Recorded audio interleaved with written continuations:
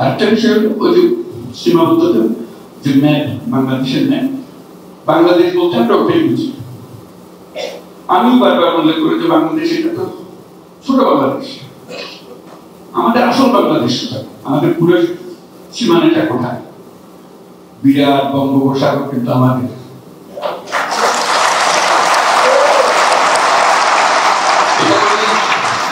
এটা কোনোদিন স্কুলের ছেলে মেয়েদেরকেও বোঝায় না, কলেজ বিশ্ববিদ্যালয়ের ছেলে মেয়েদেরকে বোঝায় না। ম্যাপটা একে বাংলাদেশ শেষ, বাংলাদেশ শেষ হয়নি। বাংলাদেশের মাত্র অর্ধেক দিকে, বাকি অর্ধেক সমুদ্র, বিশাল। এখন থেকে আমি বলছি যে বাংলাদেশ বলতে তোমরা সমুদ্র সহ বাংলাদেশ দেখাবো, তো জানো এটা নেই। এটা তো অসম সম্পদ, মাটির নিচে যেরকম সম্পদ, পানির নিচে পানির উপরে সব সম্পদ। এটা আমি ছাড়বো কেন? ছাড়া তো প্রশ্নই আছে না, এটাকে বাড়িয়ে দেওয়া হচ্ছে। এটা অনেকটা এরকম, বিরাট দিঘি আছে বাড়ির সামনে, মাঝে মাঝে গিয়ে আমি বসে দিয়ে একটা মাছ ধরি, কিন্তু পুরো দিঘি মাছে ভর্তি, একটা জাল ফেলি না। মনে হচ্ছে এটা শুধু পারে করে বসে একটা বসে দিয়ে মাছ ধরেন।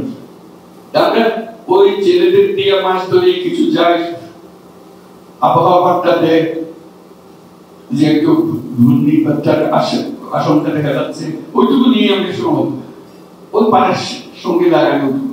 এত বড় মহাসমুদ্র যখন সামনে রয়ে গেছে, আমাদের চিন্তার মধ্যে বসে।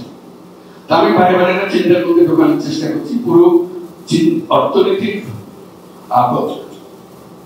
আয়োজনটা সমুদ্রকে কেন্দ্র করে, সমুদ্রকে চিন্তা করে করতে হবে। এখন আমরা বিভিন্ন দেশের সঙ্গে আলাপ করছি যে এই সমুদ্র কাজে লাগানোর জন্য আমাদের যা যা দরকার, জাহাজ দরকার, মাছ ধরার ট্রলার দরকার, প্রসেসিং দরকার, এগুলোর জন্য আমাদের প্রস্তুতি নেওয়ার জন্য সমুদ্র সম্বন্ধে একবার যদি আমরা চিন্তা মাথায় ঢুকায় ফেলাই, তার ইমিডিয়েটলি হলো যে সমুদ্র যখন আছে, সমুদ্রের উপরিভাগটা হলো চলাচলের রাস্তা। দুনিয়ার যে কোনো জায়গা থেকে যে কোনো জায়গায় যাওয়া যায়, ওখানে রাস্তা বানাতে হবে না, জাহাজ লাগে, জাহাজ লাগে, বন্দর লাগে। আমরা একটা বন্দর, চট্টগ্রাম বন্দর নিয়ে বসে আছি, বলি মারামারি কাটাকাটি করে এটা নিয়ে নেবে করি, ওই একটা। সেটাও আবার সমুদ্র বন্দর নয়। আমরা যদি সমুদ্র বন্দর বলি, এটা নদীর একটা বন্দর। চট্টগ্রাম বন্দরে জাহাজ কিন্তু সমুদ্রে থামে না, কর্ণফুলী নদীতে গিয়ে থামে, কিন্তু সমুদ্রের বন্দর তো সমুদ্রের উপরে থাকবে। এই যে জগমা, যেই মাত্র আমরা বঙ্গোপসাগর তার উপকূল দিয়ে মাথার মধ্যে ঢোকাবো, তখন দেখা যাবে যে কক্সবাজার, মাতারবাড়ি সবকিছু এখন বিরাট গভীর সমুদ্র বন্দরের জন্য প্রস্তুত। একবার যদি সেখানে গভীর সমুদ্র বন্দর, একটা সমুদ্র বন্দর প্রায় শেষ হয়ে আসছে, কাজে লাগানোর মতো করে এরকম যদি দু চারটা সমুদ্র বন্দর ভাবে হয়,